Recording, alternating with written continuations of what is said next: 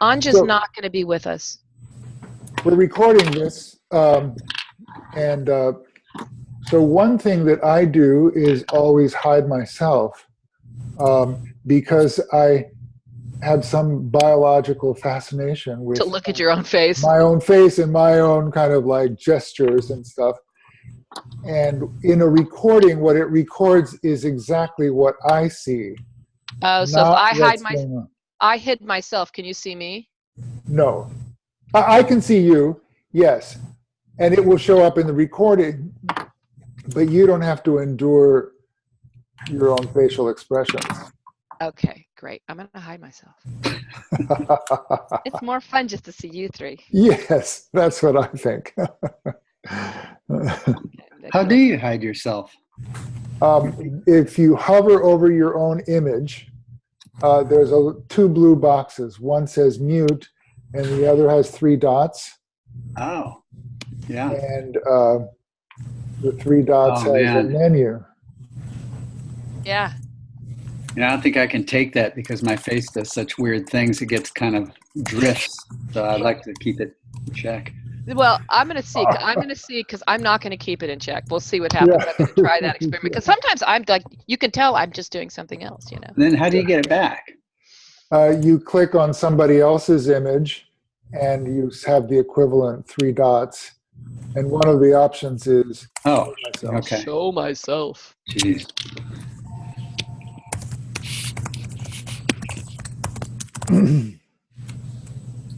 Okay. So there's Greg may be joining us. I think that's it. Anja can't. But I'm just going to put in here, we are starting our little fab now. Okay, just in case someone else does it. So there's kind of like 3 things that are on my mind.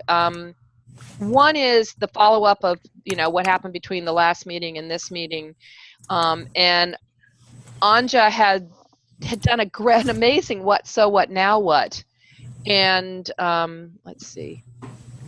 I'm going to put the URL in the chat room because she put it in private message to me and I got permission to share it with all her observations of reviewing the virtual material and ways to organize the virtual material. So that's one piece. The second piece is how that kind of plays out into the larger community, which was the other pieces. And next week for the spreading community practice on the 18th, Keith would like 15 minutes of just what we've been doing, thinking, because the issue of, you know, how we share and organize our materials certainly is not limited to the virtual team. So we're kind of prototyping some ideas that may be useful to the larger team. And then the third chunk is some of the stuff that Barish, how do you pronounce your name? Barish. Yeah. I need to get it inculcated in my brain, and it usually takes me about 6 times. Barishnikov. Think of Barishnikov. I'm going to see you now, leaping into the air with grace and strength. Terrible dancer. That's okay. I'm just seeing your head, so I can imagine anything I want, right? There you go.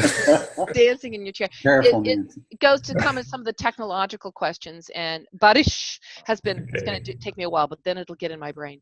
And actually, the kinesthetic part really helps my brain a lot, so thank you. Yeah, me too. Some experiments with other platforms. And, you know, again, Jim, I think that there's that kind of 2-pronged approach to the technology. One is, you know, can we convince the technologies to adapt to us versus 2, what are the range of technologies that we can adapt to us? And, you know, depends on your beliefs and faith in each side of that equation. And who knows, there may be things that the technologies inspire or provoke that are useful. Yeah. So those are the 3 chunks, which is a lot to cover in about 50 minutes or 45 minutes, because I have to leave at about 10 of 10. You can certainly carry on, but I have to leave. So is there any particular order you'd like to do that in? No. We're good. Barish, why don't you share the tech stuff, because I think it has the most boundaries on it. Okay, yeah, so I'm looking at two things. First of all, I have an institutional account with Blackboard Ultra. Blackboard And Ultra? Blackboard Collaborate Ultra. That's what it's Oh, called. It's Blackboard, and so I've actually blogged about it, and I'll share the post with you on that. Let me see, where is it? Okay. And I was just what I was doing, BB Collab Ultra, let's call it. This was a blog post that I posted, and I was just looking at 1240. So I wasn't doing a thorough investigation, but it was interesting how, I'm really looking at breakout rooms and controlling breakout rooms.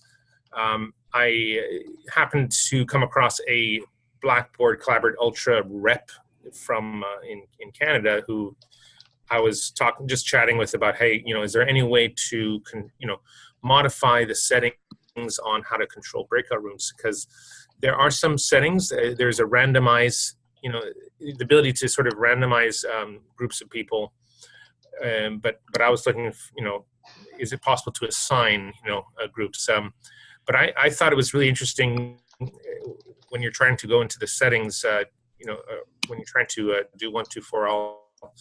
It seemed that Blackboard Ultra was able to allow users to go from a group of 2 to a group of 4 in a very unique way that I didn't see Zoom going into. So the larger context is that our user group in Vancouver, we decided to every 2 months or every 3 months, we're going to do a virtual meetup.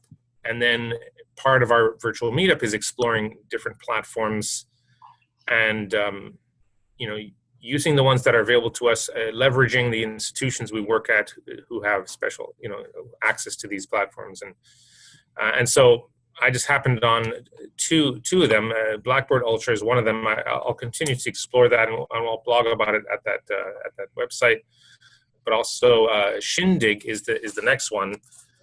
Shindig.com. What happened was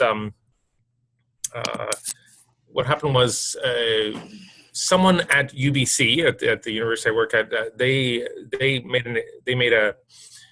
reached out to Shindig, and then Shindig hosted a large event, like a webinar event. And then I was curious about the affordances of it, and then so I reached out to them. As it turns out, I've just had a meeting 2 days ago with one of the Shindig reps, and I'm trying to sort of navigate how they're selling their product. It's different from Zoom. It's not a straightforward, free monthly and pro kind of subscriber thing.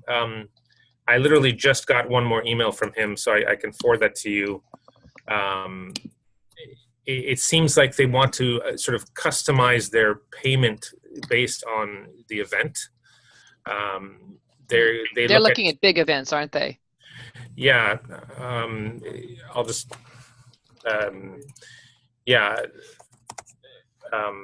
just forward that to you, Nancy, just in terms of time. But it says, I just heard somebody talk about that yesterday, and they were talking about $5,000 for a very large event, like 4,500 hours of student time, sold to an institution for $5,000. Yeah. Right, because they are moving into the higher ed market. They're trying to integrate with some of the learning management systems. Before I get into any kind of pricing, what I said to them is, can we demo this? Can we try to? And I expressed how we're trying to use liberating structures as a way of using these tools, and so I asked for sort of a demo. They're trying to want to, they're using this word socialize. We'll bring in your guests and we'll socialize them. It's like, no, we're gonna do that. So, potentially this could be a really, this could open up some new doors in terms of ways to use liberating structures. So, I'd like to move forward either amongst ourselves, do a demo, or open it up to the worldwide LS community to see if anyone wants to join a demo. Or, I'm also willing to just do a local demo, but I'm open to all of that for that. So that's sort of because I'm in learning technology as a career. I can put it on the it's sort of off the side of my desk, but it's also part of my own work here at UBC to explore different platforms and technologies and see how it could benefit instructors. But also in the meantime, and the university. Yeah. Also in the meantime, it could benefit the larger LS community. I think that's fabulous. And what has made the most difference to me is, the spreading COP, just beating on something new every time and really understanding what the translation of the practice means and what the translation of the liberating structures practice means, and then building the technical practice. Yeah. Because it's like those little things, like John and I were having a discussion about how the chat room works. Yeah. And if I move from this chat room to a breakout chat room, anything that I typed moves with me, but you don't see it. And I thought everyone else saw it because I saw it. It's like, oh, okay. And I can understand the pros and cons for that technical decision, but it's not visible, and it really impacts your assumptions about how to deploy the tool. Yes. Yeah. Which is why we in order to truly test a tool, you need to be looking at it from different vantage points and really running it through its paces. Yeah, and and also then the participants, I think that the spreading COP, we're getting used to breakouts now. Yeah. And we're getting into them and getting out of them more efficiently and effectively. So yeah. Jim, I know before you were kind of talking to Zoom and to I forget who it was, the other companies. Did that kind of dead end out, or did anything happen with that? I think it's not so much dead end. I just lost energy trying to. I would say that Zoom is wide open at this point. They're just exploding. Now they may not have time to do this, but they seem ripe for this conversation, and we seem riper about what we need and where this is going with them. And so it seems like it would make sense to put a little bit of energy into getting a pitch, getting a connection, and going in there and start having a presence, so that as Arish said, they're thinking about our perspective in the back of their minds as they're doing feature work. And or ideally that they would actually lead, saying we want to incorporate these features that they need so that we can enable liberating structures, but that may be pie in the sky. Anyway, I've got no open connections on that, but there's product marketing people that always put out these things in Zoom and say, contact us. It's like, we should. Mm-hmm. And I would have energy for that. I haven't had enough energy to go and just do it. But I've heard that they have a pile of money that recent investment in the company, so that they're really developing and elaborating the tool. So this might be part of what you're perceiving as wide open. It's money bags, and they're ready to get inspiration and guidance. Yeah, I mean, in the Gartner quadrant, they are in the top quadrant of vision and execution now, along with WebEx and Adobe in a very short time. Well, Adobe in Shambhala Online, we used most of the seats are in organizational seats, where somebody like Kaiser Permanente signs up and has 200,000 seats for WebEx. Yeah, well, Zoom is getting in there now. I mean, I'm seeing my clients, move over to Zoom. Yeah. Okay.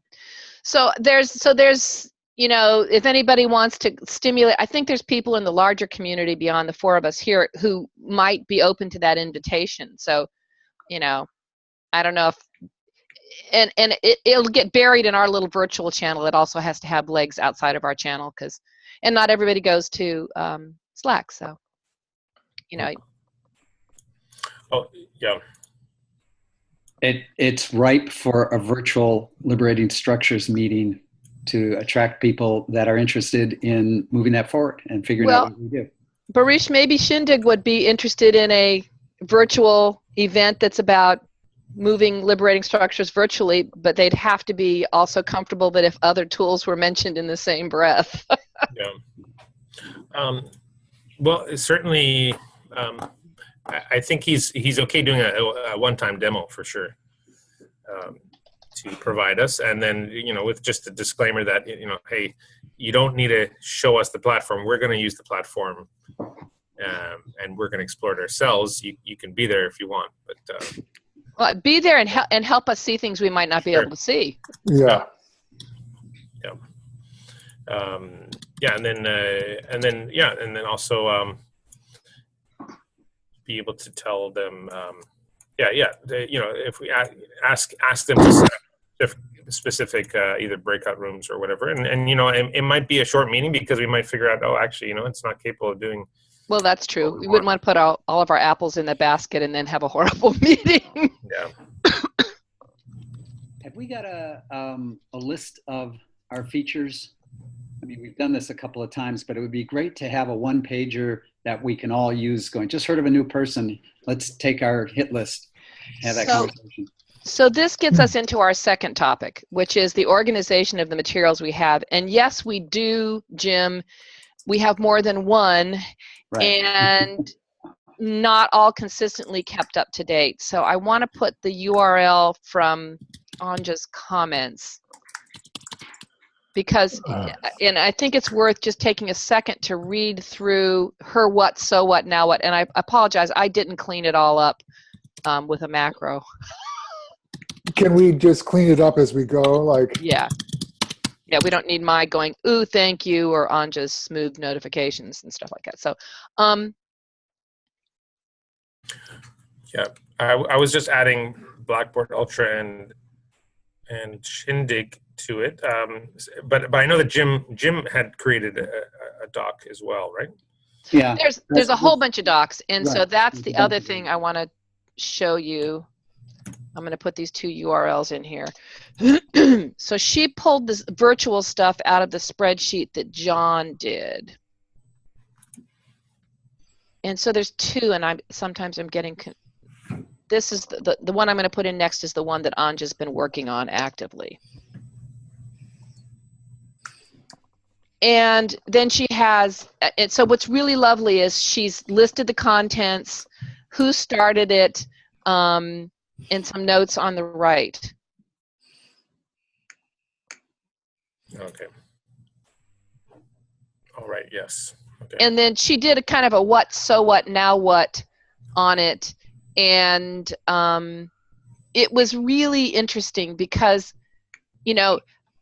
understanding the motivation of why people want to do liberating structures virtually.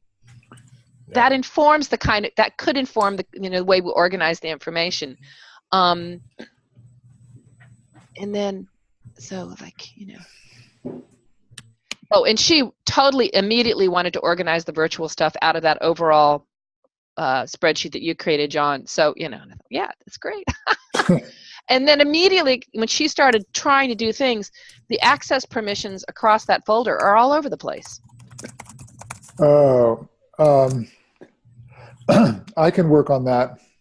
Okay, so let me make a note of that. So, she had to ask me for access to some. She had to ask someone else access for stuff. So, if you move things around into subfolders, you start messing with access.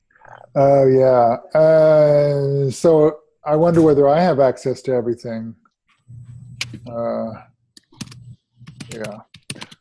Maybe we need to talk about exactly what I'm signing up for here.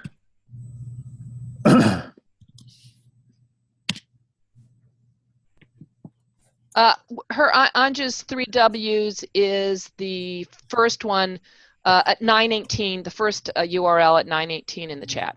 Thanks. Sorry, I was throwing lots of URLs. So, and if somebody adds something in there and they don't know the protocol about access, it's an ongoing issue. Right. Yeah. Maybe even worse, I went in the list and explored, and I saw something about relational coordination light, and I went back to the source and I added a note because it was a Google Doc, and I just went, oh man, that's That's probably not cool. But I put a note and said, this is inappropriate. Strike it. So kind of our culture. Yeah, I mean, we should have some rules around it because min specs. Min specs. So that came out immediately in the early thing. But the other thing was some context and an introduction. So if you're new, and most of the people who want this stuff are new.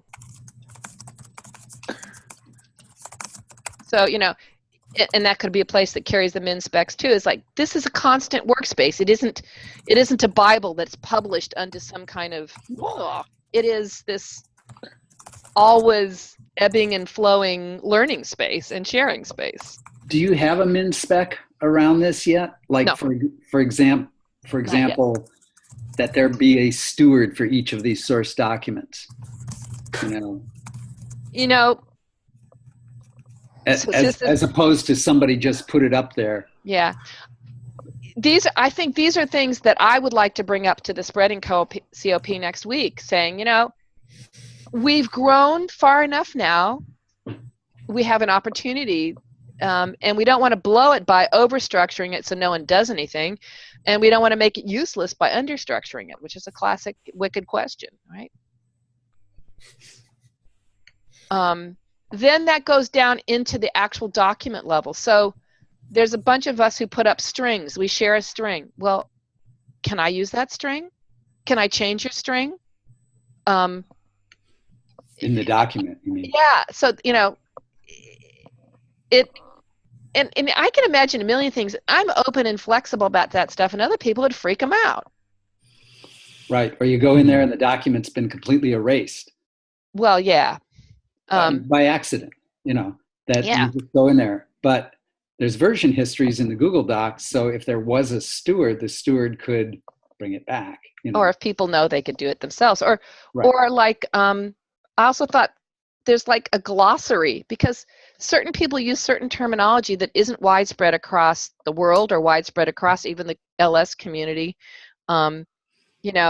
And could I ask you what that word means? Can we throw it in the glossary? Would that be useful? I don't know. Is it too much work? Because this is really, to me, reflective of the challenge of the website, the Liberating Structures website, which is, it's a labor of love.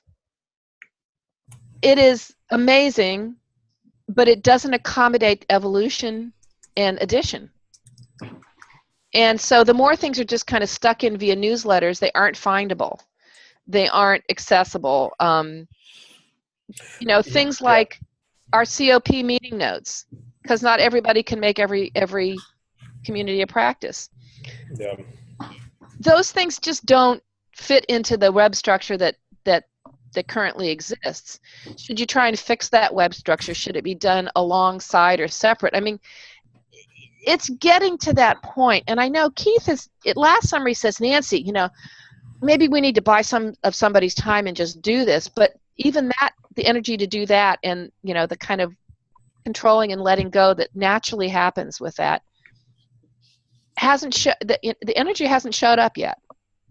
So whatever ideas that we might want to play with or iterate with, I think have to take into account that culture of, there's not a lot of time for this. Endemic of volunteer organizations. Yeah. And I know there's people who want to change that, but obviously the energy to do that hasn't happened either. I mean, there's some minimum things that are quick to change on websites that could help. One thing I noticed was that the mailing list, the send out, the Liberating News or whatever that got sent out, is not findable on the web. They must have made a custom email, but they're not putting the content back on the website so that it's searchable. And so that's an easy sort of fix. It's an easy sort of technical thing. You just basically turn it into a blog, and you set up a MailChimp connection to a blog post. Those kind of things are easy to wire up, and it's a one-time thing, and then it sort of runs. And that stuff that's just not in Keith's domain. I mean, that's not what he does. So And I think now he's got people who are writing those newsletters regularly. So it is when, again, I think it's a moment of saying, ooh, that could be a great thing to do. Yeah. You mentioned something else too that I wanted to write down, make sure I got in the notes. I already can't remember. Just so you guys know, I mean, I've specialized in web online presence and building sites, building social media presence. I'm sort of doing a little experiment with that because our user group sort of flopped for a bit. We didn't have a lot of users coming. We didn't have a lot of people coming. We were using a LinkedIn group. It wasn't working well. So we went all out. We set up a website. We set up all sorts of social media platforms. We linked them all together into the WordPress site. And now we're rolling that out this year. We're starting sort of celebrity interviews, like local people who are using liberating structures. We're going to put them on the blog. We're going to start a subscriber base Twitter account. We're just sort of going all out, but really just to increase awareness in our local community for liberating structures. And, you know, maybe that'll help. I don't know, maybe that little experiment will help this larger picture. It's an interesting story in and of itself, you know, just what you're doing, how you're doing, you know, what's working or not. Like that wiring is of interest. Yeah. And it's interesting because there's this nascent interest to start a user group in Africa, which Africa is a little bit of a large territory, but you got to start someplace. And there's one guy, the guy from Cameroon, who's, you know, the energy behind it, who's kind of a crazy young man, who I've met, and I still can't place the face to him yet because I met like 300 people that week.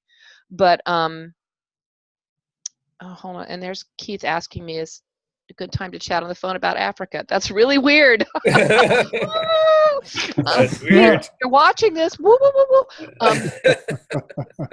But one of the things that, you know, he suggested right off the bat was something very similar to what you just said. He doesn't have the knowledge of how, but he has enough social media savvy to know that that's the fabric that can connect across that territory. Yeah. So, you know. Yeah, because you need to sort of be on all the social media sites, and you need to have a little system going. And we have all the tools, and they're all free. We have them at our disposal. You know, WordPress is really the best base platform to host everything on, and I think that's already a WordPress site in itself, with liberating structures. And is it? So maybe not. I don't think it is. If it's not, we should probably convert it to that, and then. Oh God, that would make me so happy.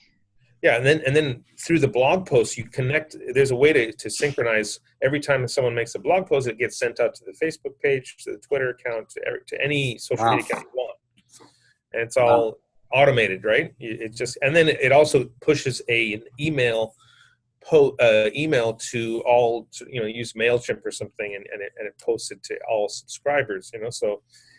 And then the SEO, like Google goes crazy on that because it's seeing your content across all these social media sites, and then it's picking that up on search engine, you know, so it's more easily searchable.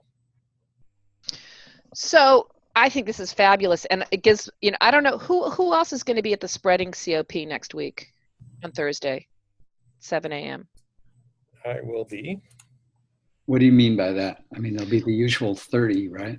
Yeah, so I just don't know, you know, I think all of you are invited, but I just don't know if all of you are John, you might not have you been to the Spreading COP? No. Okay, somebody remind me to forward that email to John, because the email has gone out. We have 15 minutes to talk about what we've been doing. Okay. Yeah. And you know, my sense from this conversation is to talk about, you know, that kind of impulse to organize the virtual stuff. Yeah. And I think, you know, in my mind, I'm not even asking yet what you guys think, but I think the ideas that Anya had were really doable and reasonable, and I'd be happy to help support that and volunteer to work on that. I don't know how you guys feel, and that's still to go. How that might inform some of the implications across the Google Docs as a repository. So that's sort of one chunk. And the other chunk is platforms, just an update on kind of people's experimentation. And then the third, I think, really does come back to connecting it up to the website. And my intuition, but I can certainly find out, is that Keith would be so relieved if somebody made a suggestion that he wet his pants. Because it is not something he likes doing, he's good at, but he totally understands the importance. And he hates that it hasn't moved forward, but he's not going to be the guy who's going to move it forward. I'm sorry, were you talking about the website or about Virtual LS? I'm talking about the website. So there's these, there are these related things. So one is organizing the virtual resources, 2 is the platforms, and 3 is how this ties into our online presence via the website. Those being the 3 chunks to share next Thursday. Does that make sense? Yeah, because this technology stewardship side sort of is related. Yeah, I mean, the goals of enhancing the website would be different from figuring out which webinar platform suits the VLS. I mean, and then it does come down to managing volunteer time. Are there volunteer professional expertise in this area and volunteer hours? Or do we need to pay someone to do it? But can we do it? Can we do it for free? Kind of thing. Yeah. That's maybe. I'm not sure if he wants to discuss the practicality of that in detail. Well, the email he just sent me is he wants to talk to me today about Africa. So I could just share our chat today and see what he's thinking about. And I'm just going to quickly reply to his email saying after 1 o'clock. I mean, like for me, I'm certainly willing to donate some hours to that. I mean, I can't commit to a huge redesign, web redesign. I wouldn't have the time for that. But like I can donate, a few key hours if there's some, basic decisions made. Hey, move to WordPress, connect to MailChimp, like those kind of easy steps. That's not hard to do at all. I mean, I set up our entire social media WordPress blog structure in about an hour, like for our, for our thing. That's because you've done it a few times, huh? Yeah. So I was wondering if, like, for example, if we did some things on the website, like provided a channel for people to crowdsource their knowledge about how to use liberating structures on various platforms, so that there was an easy entry point on the website. People knew that they were being asked to contribute their experience, and then there was a structure so that it was really easy so that people could contribute and also people could get, it's like, I want to do Triz on Adobe Connect, nobody does it. Okay, but I could do it on Zoom, and here's how, somebody has done that. So that we start building a catalog of how-tos, just sort of like the way the liberating structures are now, but for virtual. But have a way where people can use it and also contribute to it. Is that a thing? Is that something that's easily doable? All you need to do is put a gate on the docs. You put an edit. You control who can edit these docs, but you make it viewable to the public and on the website. And you can even embed it in the website or link to it. But then maybe there's a bit of a vetting process by, to say, okay, it's not completely closed, but you have to have a use case in order to start editing that doc. You really need to be, maybe just send an email to Nancy or, whoever it is, like, hey, can I edit this? I have something to say. I have something to contribute, but not make it publicly editable. So that anyone and their mother comes in and just. That's how you can do it. Is it something that we want to do? Yeah, right.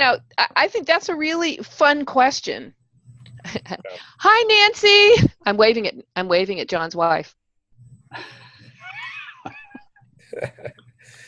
It's a social world, right? To me, I'd love to experiment a little bit before I like keeping the specs at the min, right? Yeah. And you know, you could always pull back, but I want people to contribute. Right. So, you know, but I understand not everybody feels that way, and I'm totally cool if it's not. The great thing is that you always have revision history in Google Docs. You can always revert back, you know. It will get messy if someone makes a change and another one makes a good, you know, if you mix in, you know, someone needs to be looking at it. But yeah, you can always. But if we created a structure where it was easy for people to plug in a standard way, so we say, you know, here's the min spec structure for any LS on any virtual, and so anybody can take. Yeah. Anybody can wave, you guys. Come on, wave. I'm sorry. So plug in anybody could take way. on, you know, it's like, I want to create the min spec for 124 all on Zoom, you know, or there's a group of people that do that, and that's their little project, or somebody does it all by themselves, you know, but we create a format so it's really constrained to the end product that we want, which is somebody can go in and find out how to do min spec for, you know, XYZ. Mm-hmm. Yeah. I'm just I you know, and I think as we go and as we seek to organize our stuff, we can look here like this one looks really useful. This one I can't tell heads or tails about it, and that's not a judgment on any one of the documents, because it's basically people saying, oh, I was working on this, I'll dump it in here so it's available to you. It wasn't created with the intention of being used by other people. It was just happened. But you know, it would be interesting to say, here's just a thinking out loud piece, and here's a piece that has a min specs that actually, if you looked at it, you could take it and use it. Right. You know, 3/4 of the stuff I dumped in there is me just trying to think out loud. Holy crap! If you could understand that, you'd be rich, because you could read the minds of all the weird people of the world. But maybe that's one of our projects, is to create a model of a couple min specs on a platform or two, and say, you know, if you are so moved, here's the kind of thing we're trying to build. Yeah. And then check to see whether it's useful. Does anybody use this min spec that we put out there, you know? So, Jim, let's see if this is, I'm typing in, I'm going to sneeze too. Is that an invitation you want to put out? Because I think it has enough boundaries that it doesn't have to be scary. I mean, you know, building a case to pitch to Zoom is a bigger kettle of fish. Saying, okay, knowing what we know about Zoom, here is and John has already done some of this for Shambhala. So he's, you know, you've had some experience of how to try and articulate, here's how you do this on Zoom.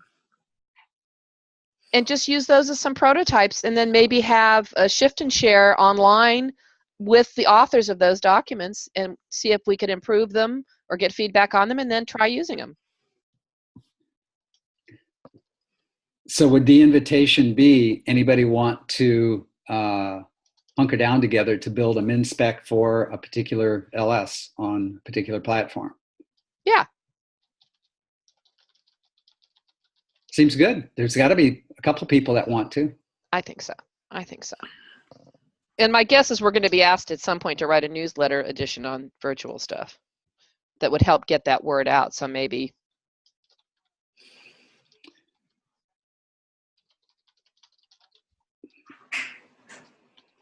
There's always so many ideas, and it's like, I hate to keep volunteering.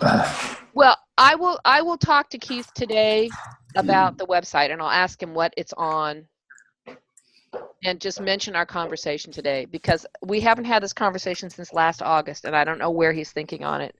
But at Christmas time, he says, we need to talk about this again. And you know, I know enough to be dangerous, not useful. So if he's interested, Barish, may I tell him maybe he could have a conversation to you to just understand what that means? Yeah, for sure. Because I think I can tell him stuff, get him halfway there, and then you'll probably have to correct a few things. Yeah. Yeah. But I'm to the point now where I totally mess with my own WordPress website, and most of the time I haven't broken anything horribly. There you go. And I have friends for when I do. What are friends for? That's what friends are for. John, some of the stuff that you developed for Shambhala is very Shambhala specific, but there was a couple of pieces in some of the stuff you showed me that seemed to be prototypes of the thing that Jim is talking about. Mm-hmm. I don't know. Is that worth a share? Yeah, I'm glad to share, export, and maybe edit on the way out to the extent that, making it more general would clarify what it is we're doing. I mean, I think one of the things that is always striking here is the context in which someone is doing both the technology and the liberating structures influences, and we have a particular instructional model and content. I think that kind of being aware of that, pulling it out, might be useful to us. So. And if you guys start one, it's Jim, not Jim, Jen. If you start one, I'm happy to chime in. Mm. I'll be a worker bee on it, but I'm not going to be the right person to get it started right now. What I'd like to do is maybe just do with Anja, do a little bit of sorting and organizing, and clarify some of the issues of what happens when we sort and organize.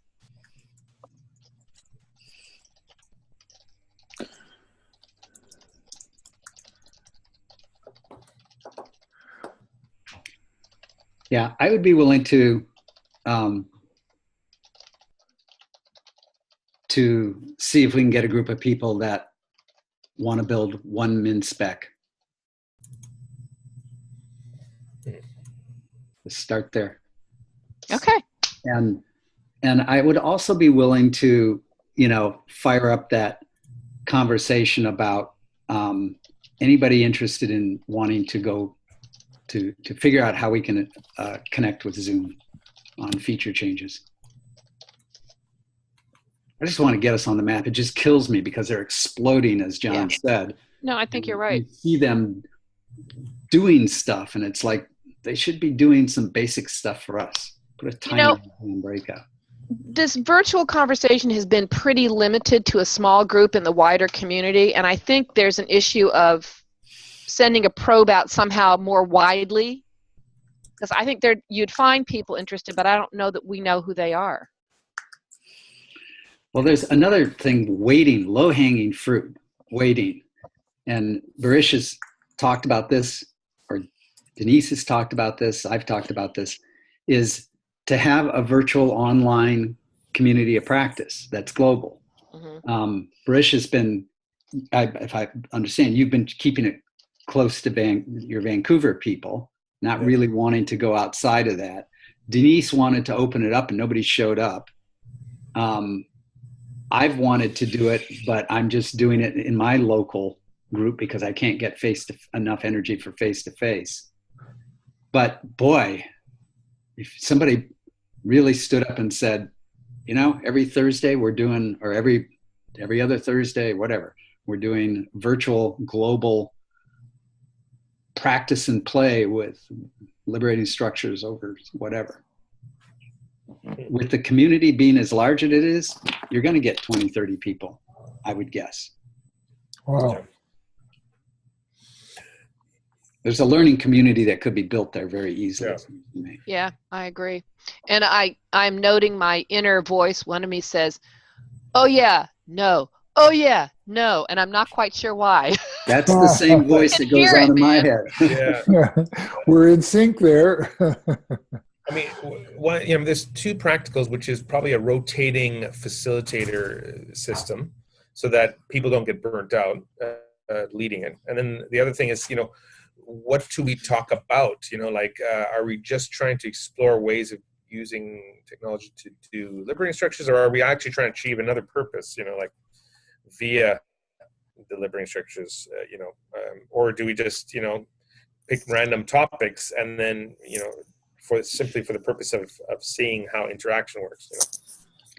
Right. Or do you solicit, say, we'll host as a platform, and solicit somebody who has got a challenge that they want to address, and they want to use liberating structures virtually to address it. So they bring the purpose. It attracts a group of people. So somebody says, I want to work on power and privilege in liberating structures. Anybody in the community interested? We're going to have a virtual meeting, and anybody want to co-design that with me?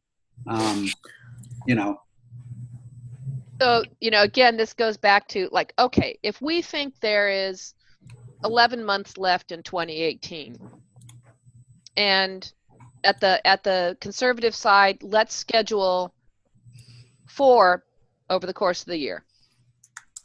And one of them is focused on a challenge. One of them is focused on, I don't know, the I don't know, whatever, just play with it a little while and see what happens, rather than committing to an ongoing, I don't know.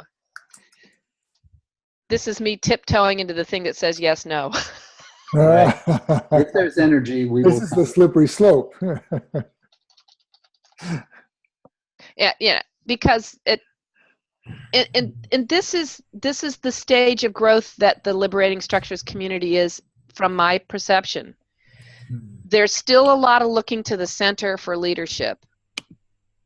And so whatever we do, to me, one of my main specs would echo what you said, which is, how do you start distributing that leadership on that work?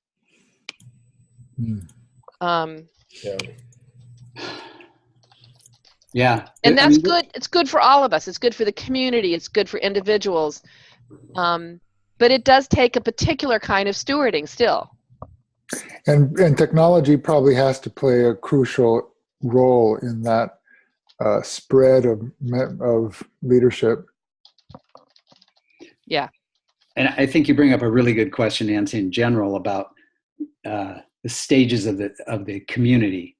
And if you follow the June Holly program of how communities of practice evolve and the Wenger stuff, you're talking about intentionally weaving a core constellation of people so that there is no single center vulnerable hub, which is a very small hub right now, but intentionally build a wider constellation of people in the hub. Half a second. Bye. You can wave. This is my sister. Hi. Just let me know what your plans are this evening, okay? Okay, bye-bye. But that's Aunt Frances is in town. That's another conversation, though, about the structure of the community. Yeah, and it's showing up in lots of little places. So again, talk about ripe time.